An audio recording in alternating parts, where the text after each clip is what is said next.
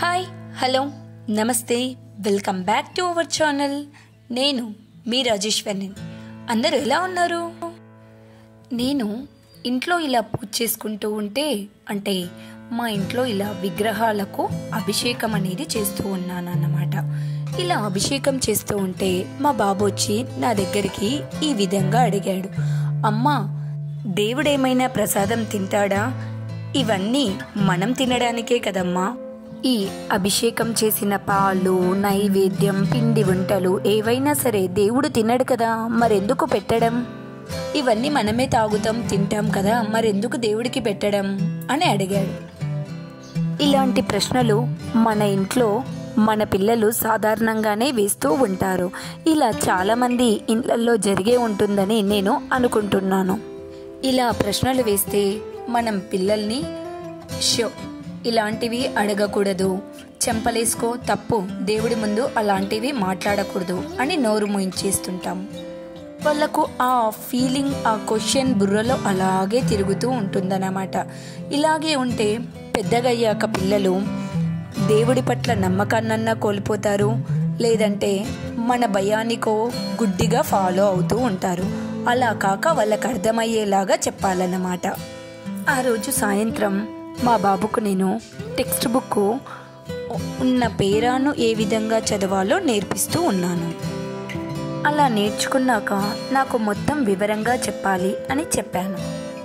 వాడు కొద్దిగా టైం తీసుకున్నా సరే మొత్తం ఆ పేరాను చదివి నాకు వివరంగా అర్థమయ్యేలాగా చెప్పాడన్నమాట.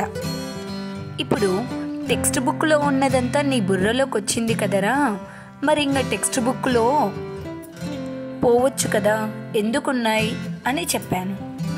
అదేంటమ్మా, టెక్స్ట్ బుక్లో ఉండేది బుర్రలోకి వచ్చినంత మాత్రాన అక్కడ ఉండేటిది ప్రింట్ కదా, ఎలా మాయమైపోతుంది? అలా పోదు. అందులో ఉన్న జ్ఞానాన్ని మేము నేర్చుకొని బుర్రలో పెట్టుకున్నాను, కానీ ఆ ప్రింట్ అక్షరాలు ఎక్కడికి పోవు అని చెప్పాను.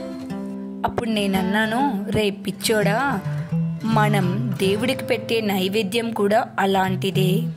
మనం ఎంత శ్రద్ధగా మనసు పెట్టి అది దేవుడికి సమర్పిస్తామో ఆ సువాసన దేవుడికి ట్రాన్స్ఫర్ అవుతుంది. దేవుడి ముందు పెట్టే ప్రసాదం దేవుడికి చేరుతుంది.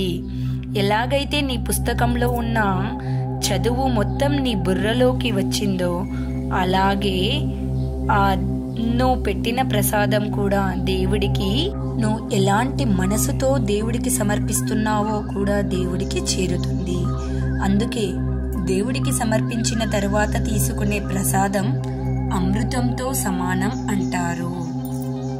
మనం ఏదైనా తీవ్ర అనారోగ్యంతో బాధపడుతున్నప్పుడైనా సరే దేవుడికి రోజు సమర్పించిన తర్వాత మనం ఆహారాన్ని మనం తీసుకోవడం ద్వారా మనలోని ఎనలేని శక్తి మనల్ని నడిపిస్తుంది, మనల్ని కాపాడుతుంది, మన ధైర్యాన్ని కోల్పోకుండా చేస్తుందన్నమాట.